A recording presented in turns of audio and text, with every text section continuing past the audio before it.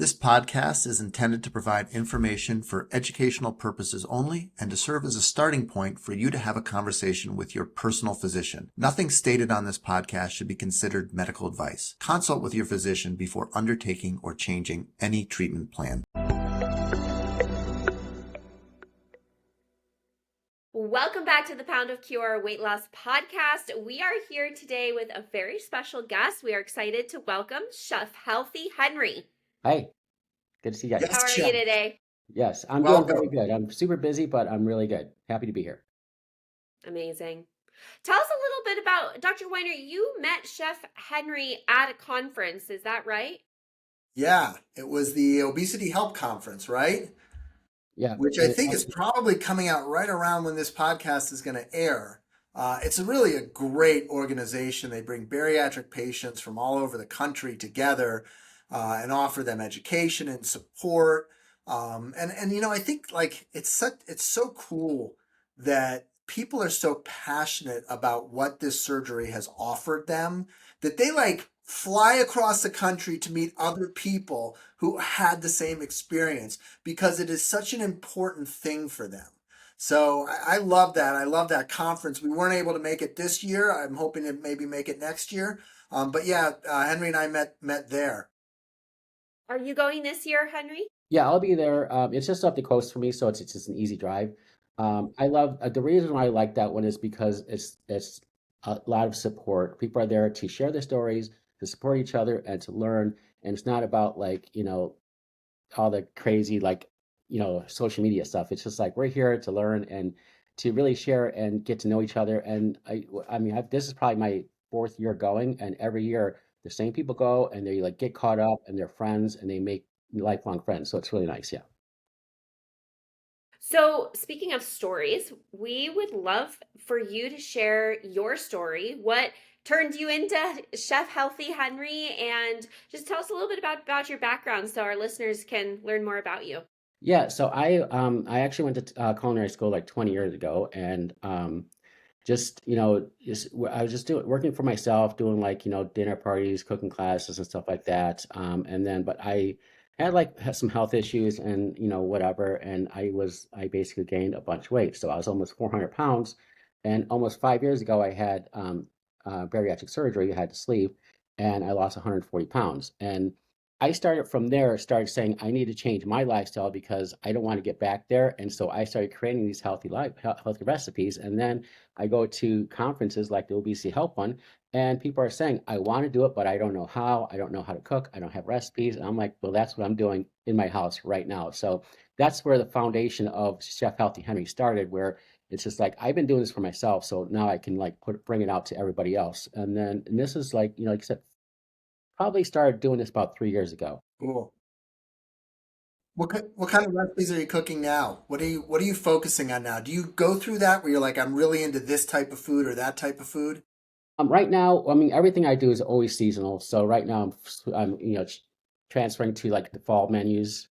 So like I've been doing a lot of spring, like salads and like fresh ingredients and things like that. I go to farmers market all the time, and now we're going to the fall market, so it's gonna be more soups and stews and more comfort foods and stuff like that. But it's always gonna be within that whole like protein, high fiber concept, and that's the concept that I've been growing with my protein flip. Yeah. Protein flip. Why don't you tell us a bit more about that? That's a new phrase. So tell us a bit about the protein flip. Yeah, it's pretty new, but it's one of those things where, so let's say that you take a plate, and instead of having your meat or your fish being the star of your plate, what we're going to do is we're going to take, instead of 6 ounces of chicken, we're going to reduce that to 3 ounces of chicken. And then we're going to disperse the protein and fiber all over the rest of the plate. So you have 3 ounces of fiber, 3 ounces of chicken. You'll have some, like, let's say quinoa in there. You'll have some high fiber vegetables. And then everybody on the plate basically plays their part. And then we have, what we call our secondary proteins. Our secondary proteins are going to be the garnishes, like, they're going to be like chia seeds, they're going to be like, the yogurt dressing, or just like sprinkle mozzarella. That's going to add more protein on there. But because they're not the star of the show, or because they're not part of the main thing, they're just garnishes for flavor. We call those the secondary ones. So that's the main part of it is just like we're going to flip the plate. It's not going to be like, a big piece of meat and then just a little bit of everything else. Yeah, I mean that syncs right up with our pound of vegetables, which is the whole essence of the Pound Yeah. of Care program.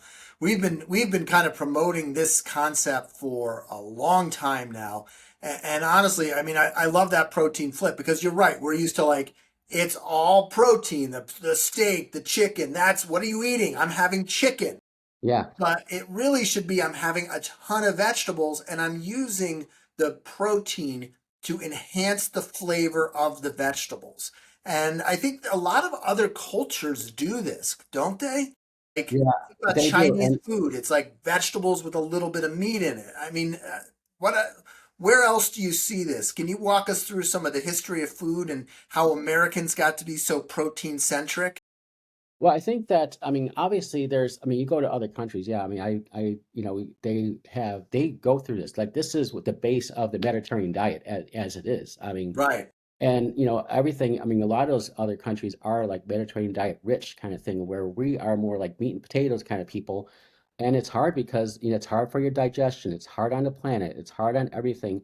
And but that's what our focus is. And I feel like, and that's where our part of our epidemic of obesity starts, is like you can't digest anything, so everything just sits and sits and sits, and then it's just hard. And so for me, I feel like we need to find ways to have, proteins and fiber work together as a unit. And then once you start working on your proteins and your fibers, then you start adding a little bit of your carbs, your complex carbs, whatever kind of thing, just as an enhancement to your plate. It's not, a big star of your plate kind of thing. And so everything works together. Everything's, basically 50-50. And I just is it just these this is one of those things where when I talk to people about this whole thing, and especially when I talk to people from other countries, they're like, my country does this already. So I'm like, yeah, I understand that, and that's what we need to start doing, and that's what I'm going to start pushing. With my new deluxe cookbook I just put together.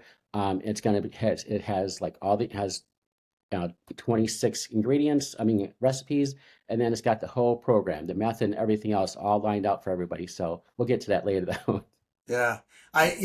We've been pushing and promoting this idea of caloratio in our program. And I think that really what you're talking about, you're going to score through the charts on your caloratio score because the more vegetables you eat, and this is something that's kind of really frustrated me about traditional food logging and tracking, is food logging and tracking is based on the data we have available. And the data we have available is carbohydrates, it's protein, it's fat, it's calories. But I think we all know that that alone isn't enough to determine whether something is healthy. And a hot dog and an almond has the exact same macro breakdown. The Yeah. only difference is there's a lot more fiber in the almond, but nonetheless, it really is just looking at macros isn't enough. And so we created the caloratio system that is based on the quality of the food. So you eat vegetables and your score goes way up, even though when you're tracking carbohydrates or calories, eating vegetables is insignificant because there's no calories in them, so who cares? But when you're using our caloratio system, the score goes up. So this protein flip approach is going to sync really, really nicely with that model. Yeah, I think so. And I think that there's a lot to be fleshed out in this whole protein fill.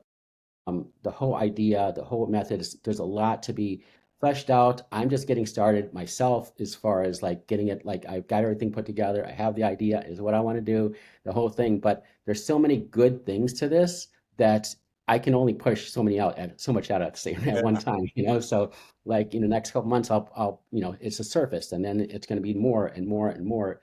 And what you're talking about exactly that. It's the quality of your food, especially for people who have GLP-1 or GLP-1s and or bariatric surgery or whatever that can't eat a lot. They have to eat with purpose, and they have to know exactly what they're eating, why they're eating it, how they're eating it, because they don't have a lot of space in there, and they don't have a big plate to put everything in. So they have to eat with purpose. I love that. Can you tell us a little bit about your post-op nutrition journey, like how did that transform as you worked through making those recipes for yourself? Because maybe at first when you initially got a surgery, like so many post bariatric surgery patients are, it's protein, protein, protein, protein shakes, protein powders, protein bars, and it's all very processed. How would you say that your post-op journey with your nutrition and how that aligns with the recipes that you create and your philosophy, did that change at all after, from right after surgery to throughout your process? Well, I feel like it, I mean, yeah, I mean, everything obviously evolves as you get going further on. It's going to have to, because like once you hit like 3 to 5 years, your body reset, sets to where it's going to be, and then that's when the regain starts to happen, and that's the part that you have to like be ready for. That's the part that when you first have your surgery and everything, you're losing weight and you're in that honeymoon phase and everything's great and wonderful, and they're talking about your emotions and they're talking about your mind, but no one's talking about like actually learning how to cook, because they'll say like you're supposed to eat this much protein and you're supposed to eat this much fiber, but they don't tell you how, and they don't tell you what to do, or why, or like why are you eating this and what is it for and how to eat it, kind of thing. They're just saying, here's what you have to do, now go home and do it. And that's where I come in. I'm going to say, here's how you do it and here's how you get comfortable in your kitchen, that whole thing. But I mean, in the beginning, it was just like it was like all you can eat is protein, protein, protein, and it was just a lot of cottage cheese, a lot of string cheese, a lot of yogurts. But then as you're getting further on and you're able to eat more like soft foods and solid foods and stuff like that, then you can start that's when you start really bringing in the fibers and the more nutrient dense like vegetable. You can't eat a lot, so like I said, everything's with a purpose. So you have to say, okay, my protein intake for this meal may have to go down so I can bring in some fiber, because fiber is so good for you and so is so underrated that people tend to forget that, but you have to bring in the fiber. So like I said, it all basically it starts with your protein. As you're getting further on, you have to start working in the nutrients and the fibers and everything else, and then you can start cooking regular food. But like I said, that the hard part is that you have to, once as you're losing weight and everything is great, that's a time to learn the skill of cooking healthy food for you, for your family, for your lifestyle, because that's what's going to sustain you forever. And so that's the point I've always tried to express to people, especially cooking with your children, cooking with your family, so important. Mm. Let me ask you a question, Chef Henry, that I get, or, a comment I hear from my patients many times per week. And that's, listen, I'm a busy parent. I'm busy. I'm running around like crazy. I don't have time. I'm getting home at 8 or 9. Money's tight. Like, I kind of eat what's around me, and what's around me is garbage. Yeah. What do you do for someone who's just strapped for time and to some degree money too, to kind of sort through this and get started? What advice would you give that person? Yeah, I get a lot of that too. I get a lot of, I can't afford to eat healthy or I don't have time. Those are the two pushbacks I always Yeah. get. And the thing is that it's, the hard part, especially if you have jobs and you have kids. I understand that. I have a daughter. She's grown and out the door. But when she was little, I brought her in the kitchen like my family did. Bring me in the kitchen. You start learning how to cook when you're young. They are part of the cooking process. They learn how to do it so they can help. So it's not just one person. Just like there's not just the one person doing all the cooking. It's everybody's doing stuff. Like when I grew up, I had to get those peel those potatoes before my mom got home. All that stuff, all that prep stuff we had to do, and that's part of the process. That's part of learning how to cook, and that's part of learning what to cook and how to do all that. But at the same time, the biggest thing we always talk about is meal prep. Obviously, meal prep is a big thing. You go out, you take one day, you turn on some music, you bring in your flowers, your candles, whatever, and just start cooking, just meal prepping, meal prepping, meal prepping for the rest of the week. That's the easiest thing, because you are on the go. I'm on the go all the time too. I'm in my car all the time too, and I'm like I have to bring in little containers of my food or some yogurt and stuff like that too. You have to be mindful that I'm not going to be able to do this on Wednesday night, so I need to prepare Sunday night for Wednesday night and be ahead of the game. Yeah. Is there any equipment you should get? Like, what would be the top 3 or 4 pieces of equipment? Let's say I got $100. I want to commit to meal prepping. Yeah. What should I buy in terms of like utensils, storage, all that kind of stuff in order to make that happen? I think that the biggest thing is that you have to get obviously the resealable user freezer bags, things like that. Those are big because you can and the little containers, like little individual containers, you can get those from Costco or whatever kind of thing. Those are big because you can like meal prep those. You can put like, get seven in a row, put all your food in there, put your top on, throw them in the fridge, and they stack really well. Those are the kind of things that are really going to help you. That kind of stuff. A lot of just like anything that you can help with a container, that those kind of things. But and then the bigger thing is like, an air fryer is a big thing because I mean it does help. It does help cut down on time. And kids love air fryers. They love to use them. So, it's like I said, getting your kids back in the kitchen kind of thing, have them use the air fryer kind of stuff. Those are the kind of things that I usually tell people to do. Now, I use my air fryer like as a tool, not all the time because I'm always like doing all kinds of other cooking and trying to figure out baking because it's hard to do baking and eating healthy at the same time. But I try to make it happen. Yeah. So in the cookbook I do have some dessert items too. Yeah. So how do we get this cookbook? Tell us more about it. Okay. So the cookbook it's basically like it's called the Protein Flip Method by Chef Healthy Henry. It's available on my website. I'll send you guys the link. It's Chef Healthy Henry, but it'll be available like my web guys are putting up right now because it's brand new basically. You guys are getting like exclusive. Oh, love it. But You heard it like I said, first on the Pound of Cure podcast. yes, exactly. And then I told them to give me a promo code so I can get you guys a promo code for that too. So it's like I said, it's 83 pages, it's 26 recipes, and everything else is like everything spelled out about insulin and like how to control your insulin with Protein Flip, about your like staples and how to enhance flavors and spice and rub ideas and things like that.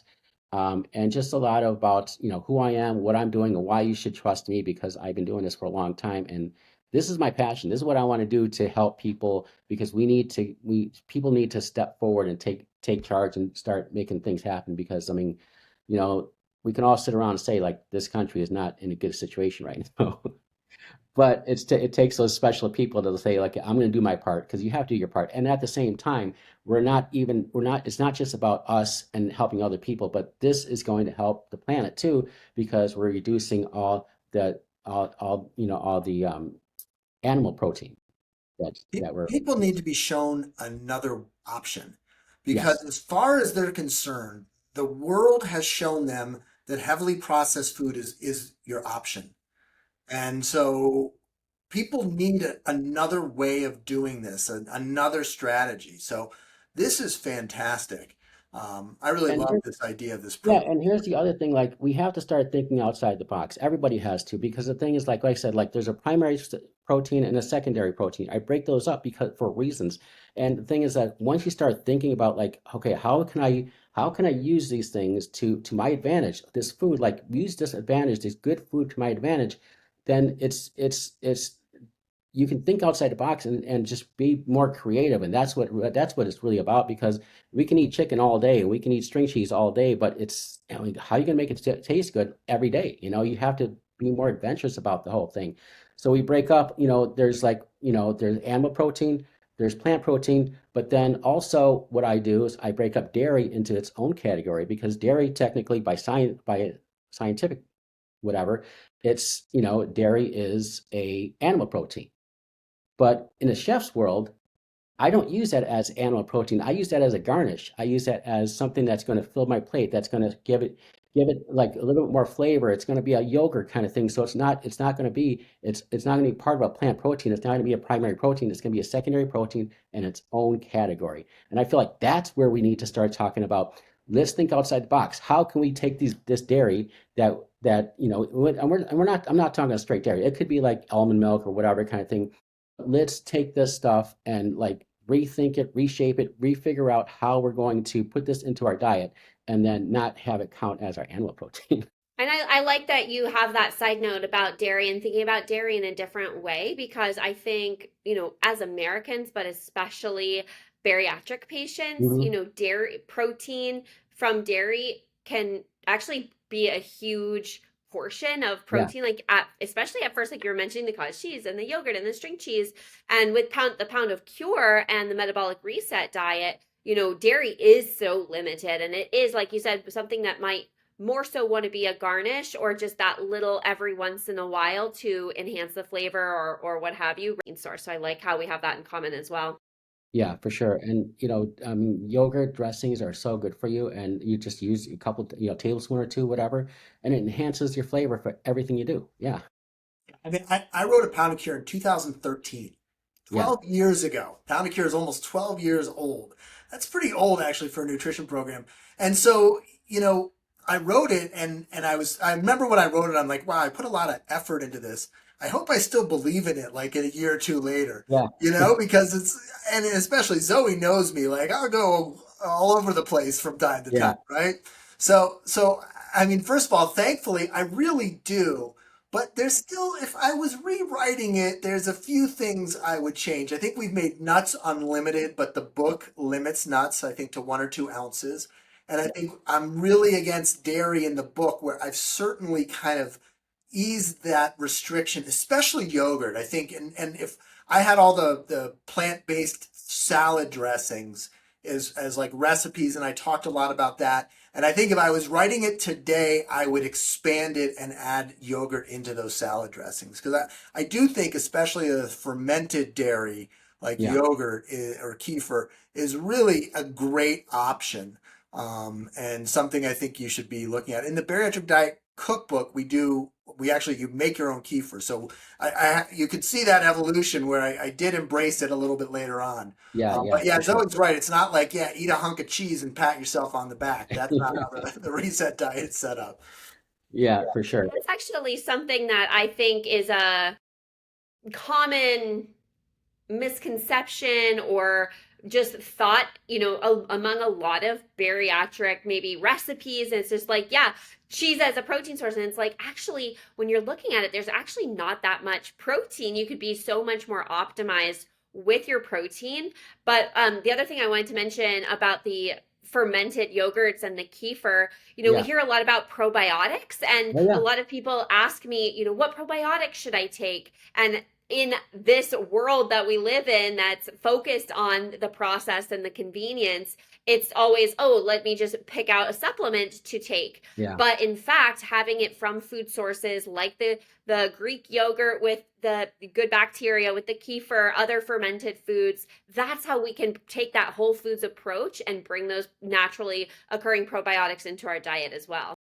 yeah. I agree, and I feel like there's something to the the naturalness of whole foods, and the grains and nutrients, the nutrients that are in the whole foods that you're going to get naturally from that food. There's something way more, yeah, I guess special or whatever than popping a pill or taking a whatever. Yeah, for sure. You really only get like a few strains of bacteria when you take a probiotic Yeah, that you purchase over the counter. But when you eat a probiotic food, you can get, hundreds of different bacterial strains. And and it's going to be more in line with, I think, a natural microbiome that should exist in our intestinal tract. So, yeah, for sure. yeah, we're very much in favor of probiotic foods, not probiotic supplements. You were telling us about the cookbook being in its, you just basically just finished it. It's getting uploaded onto your website. You sent it to me. I was taking a look. It looks amazing. Is there anything else you kind of wanted to share with us about the protein flip or, the cookbook in general? Well, I think that this is going to be something that that I'm hoping that really takes off and really is something that people start to like, trend towards, because this is going to be something this is going to be really big.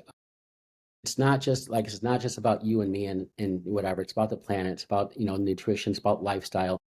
And so I'm going to be promoting that. The cookbook is will be out there, and it's like 83 pages. I'm like, well, if I can add another like 75 pages, I can do a bigger, like fuller, like actual hardcover edition. So I think that's probably gonna the next thing I have to do. But all my videos, so I mean, obviously I've been doing my cooking and doing my videos and everything else. Everything, all of my recipes I've been creating have been now flipped towards the protein flip idea. So going forward, everything is going to be protein flip friendly for sure.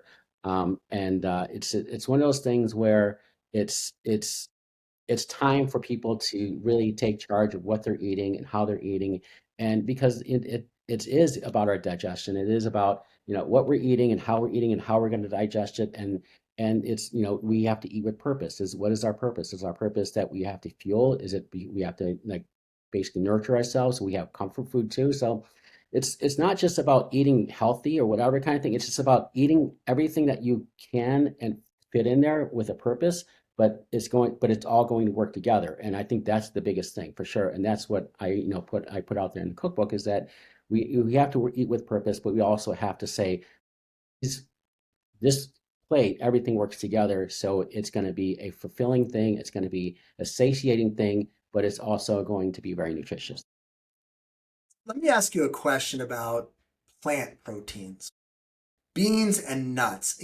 Everybody, when we talk about protein in the US, it's chicken, fish, beef, but plant protein, and that's something, in our program, plant protein's unlimited. Have as much as you like. Yeah. Talk to us a little bit about plant proteins, how they're different from animal proteins, and strategies to eat more of them. The plant protein, the thing about I like about plant proteins is obviously there's so many different variations. I mean, even with like rice, you got the white rice, black rice, brown rice. There's like, just different types of grains, whatever. But you're not just getting protein from those. You're getting fiber, you're getting nutrients and everything else. It's all into, like you said, like it's all in there in that one helping of, let's say, black rice, for example. You have fiber, you have nutrients, you have protein in there, and it's so good for you. But then also it's versatile, where if you instead of boiling up with water, you throw some stock in there, some like vegetable stock, then it enhances the flavors to it. So there's a lot you can do with it. And I feel like that, plant protein is always, again, one of those underrated things where people are like, I have to get my protein from these things, kind of thing. But I mean, plant protein it's going to help you. It's going to help you with your digestion. It's going to help you with, just basically like making sure that everything is all rounded out. But I mean, I really like plant protein.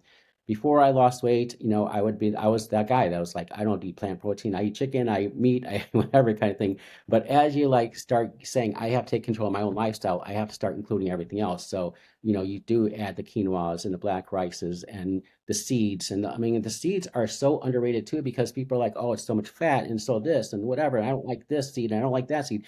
But you put a little bit on here and it changes your whole plate.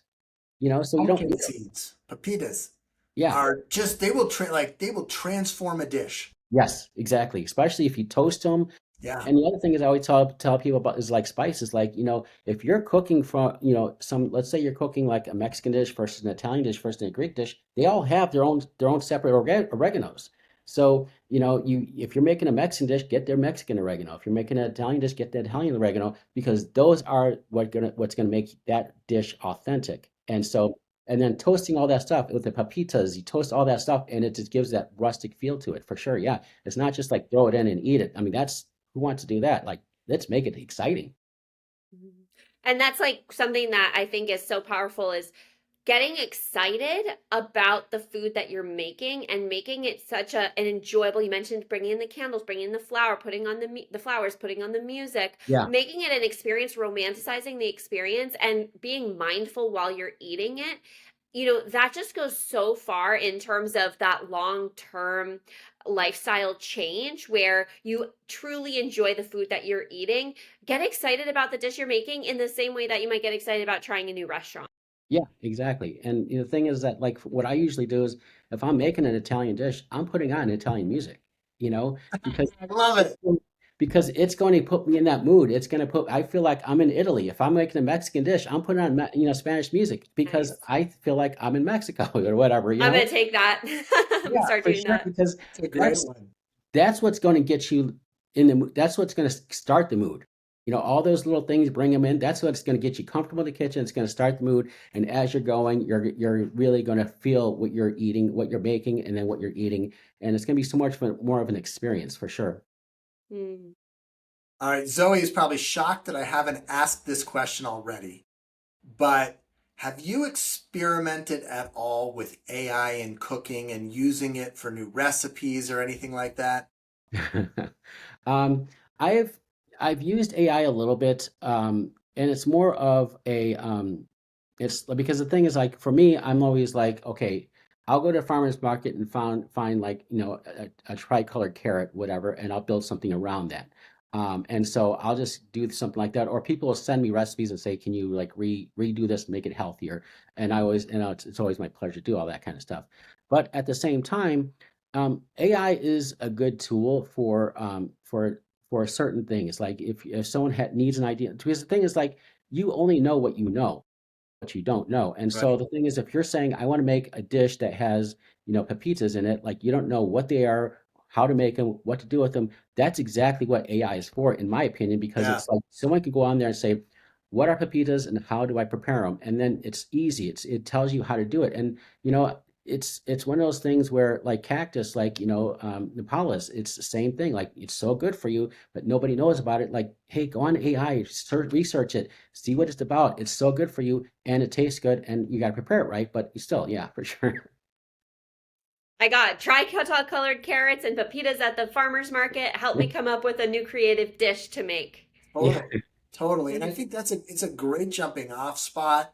It's a great place to start. yeah, And if you're exploring a new dish or a new flavor, just like Zoe said, AI is fantastic for that. It's not the end all be all, and I think there's always going to be a role for expertise and for people like Chef Henry to really customize it and cater it and really take it to that next level. But as a great starting point or branching yeah, off it point, is. it's really fantastic for that.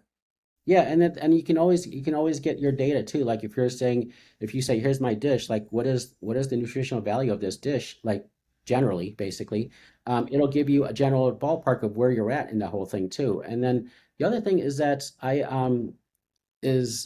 feel like as people ask me the same thing, like what about AI? I can just go to get this recipe from AI. I'm like, yeah, you can, but do you know what you're looking for? Like for example, you have to know, especially with AI these days, you have to ask the right question at the right time in the right way to get the right thing, kind of thing. You just have to be open and to like just have open-minded when you're asking these questions because you'll get completely different answers, better answers if you're open-minded and not just like I just want chicken. Like say I want chicken because of this or that. Because here's why I want chicken. And then you'll get a completely better answer for sure. One of the key things about AI too is context. Who are you? Right? Are you a post-bariatric surgery patient? Are you young? Are you old? Are you cooking for your family? Do you hate chicken? Do you love chicken? Yeah, for All sure. of Yeah. those things are important, and AI alone, you can get it to that point, but I think you still need that human interaction, that expertise from there. Yeah, for sure. You keep mentioning videos of your recipes. So if somebody wanted to go and look at some of these videos of you making healthy recipes, where can they find you? Okay, so I'm everything is Chef Healthy Henry. YouTube, my website, and TikTok, but Instagram is chefhealthyhenry.eatswell. It's different because my Chef Healthy Henry got hacked, and that's a whole different story. We're not going on that area. Just dot eatswell is where I'm at. So, but You've done a great job of building that Instagram back up. I just want to say, no, I very appreciate it. well Thank you. done. Yeah, I Yeah. just I just keep pushing and I keep going back to people that I know that follow me and say, can you follow me here and put the word out kind of thing. So and I mean honestly, because I've been working on this protein flip thing the last few weeks, I haven't really I have videos that I haven't released because they're like I've done them, but they haven't been edited yet. So because I do everything by myself and I'm a one man show, everything has to have its time. But now that this is ready and the cookbook's ready, and once I get that done, I'm working on getting the trademark for a protein flip method. Then I can get back to my 3 videos a week kind of thing. Yeah. That's great. Very good. I think this protein flip idea is really something that needs to get out there because there's just, especially on social media, it's just every time I turn around, it's protein, carbs, carnivore, like Yeah. load up, like all you should eat is protein, everything else is terrible for you, and it should be one of the macros, and that's it. You just count it, keep it over like 150, 200, 400 protein if you're really going to the gym Yeah. a lot. That's what I'm seeing. And I'm like, this is craziness. No. And so And I love the flip.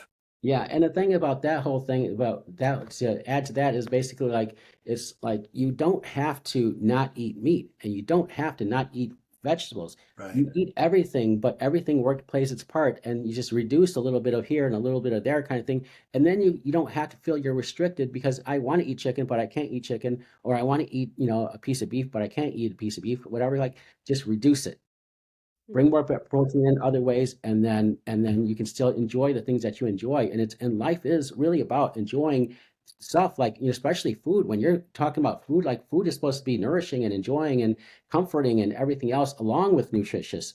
And if you can say I eat everything I want, but in smaller portions, then you got the best of everything. Yeah. I like that it's so flexible. It doesn't like necessarily put people into a box of, oh, I'm vegetarian, so I can't eat these things. Because, this gives you the opportunity to kind of be flexible with what it is that maybe makes you feel more satisfied versus what somebody else who's also following the protein flip might feel more satisfied with. Exactly. Yes. As soon as you make nutrition a binary decision, either you eat it or you don't, it just becomes overwhelming and very difficult and kind of almost punitive and restrictive. And I think that's one thing that I'm hearing from you. It's certainly something Zoe does a great job when she meets with patients is kind of taking people from where they are and making them better. Yeah. And that's not going to be binary. It's not you can never eat this again. Yeah. Exactly. So I think Yeah. that's a important thing for anybody out there who's trying to improve their nutrition is to avoid this idea that this is my last ever cheeseburger for the rest of my life. Here it is. Like that's hard. Yeah, I mean, Absolutely. yeah, once you start saying this is my last whatever, then it's like then that's when the craving starts to creep in. Your mind starts craving it, and that's when it gets hard. You're like, I can't do this ever again. Well, then you're already shooting yourself in the foot. Just basically just reduce it a little bit and then just basically add other things to it. And it's more adventurous. Like, I mean, who wants to eat a burger every day? Like, be adventurous. Eat like, Asian food and Mexican food and Italian food and whatever kind of thing. I have all those kind of recipes on my website. I have like 200 recipes on the website. They're all very, adventurous and, there's all kinds of different things there. But in this cookbook is also, I make sure that everything is included. There's fish, there's vegetarian, there's meat, there's everything. So yeah.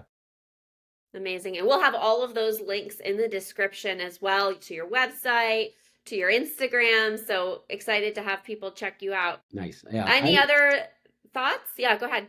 No, I'm just excited to get this going because I feel like this is something that's going to, especially people like you in your position of saying like, this is what we wanted, this is what you do, this is what your life is all about, like helping these people better their lifestyles, whatever kind of thing. And you do it your way, and you do it your way, and I do it my way. We all come together, and we're like, like you come together as a team, and like we're basically like attacking this issue in different ways. And so together we can do it all together.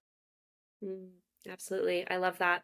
And I think a good kind of closing thought, just a callback I want to do. So something you've said a lot throughout this episode, which is eating with purpose. And I just love that. I think that encompasses so many components, whether it's the mindful eating, eating with the purpose to fuel your body, eating with the purpose of, connection and maybe bringing your kids in on those memories. So eating with purpose, I just think is such a beautiful statement and a really good mantra to live by. No, it is. And the thing is like, what is your purpose? Are you trying to fuel your body? Are you trying to balance everything out? Or are you working out and you need recovery?